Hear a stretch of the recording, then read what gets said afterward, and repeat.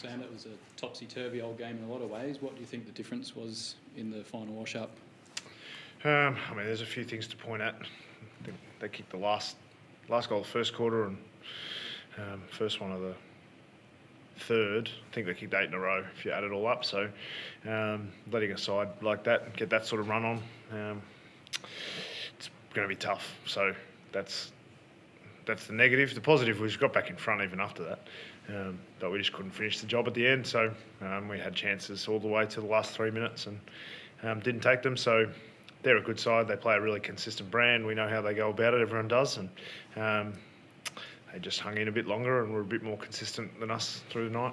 Can you put your finger on why there were so many goals kicked to that scoreboard end? No, I actually rang down to the bench and said, it doesn't seem like it, but is there any breeze at all?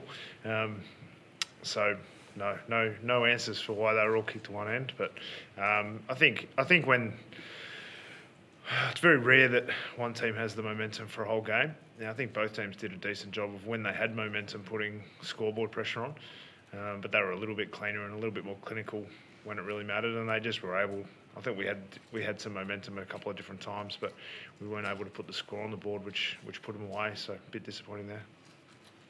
What changed after the second quarter, particularly, Sam? You just lost your dominance around the ball, or is that too simplistic? No, that's pretty accurate. I think we lost contested possession by 20 in a quarter, which is world record pace. So that's not going to get it done against anyone, let alone Adelaide. So there was a level of contest around the middle of the ground that we got a touch up in the second quarter, and we weren't able to get the ball into our front half at all. And then we just had too many issues in the game. You know, they're little details that we gave up 4 goals from forward 50 stoppages. So stuff like that that we've trained a lot and we work hard on. We just weren't quite sharp enough tonight. And when you play the best sides, that's the challenge. You can't afford to have any part of your game not on. And we had enough in our game that they were able to exploit. I thought they had a couple of holes that we got hold of them at a couple of different times, but they were able to exploit our weaknesses a bit better through the night. How's Will Day? Early? Not sure. I figured I'd get asked about it, so I deliberately didn't talk to the medical guys because I don't have an answer yet. He was cramping. He's got ice on most parts of his lower body, as plenty of the players do. So unsure just yet. Just another outstanding game from him. You must be thrilled with what he's brought to the table after such a long break.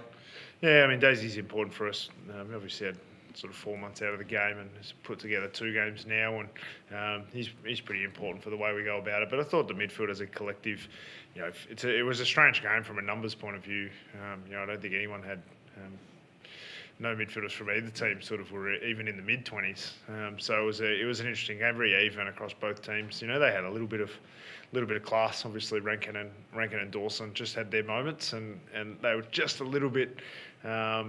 You give them a metre and they take it all and kicked a couple of goals that were pretty important for them in a couple of moments. And a couple of our key players did the same. But Daisy's certainly important for us, and it'll be interesting. Hopefully he's feeling okay.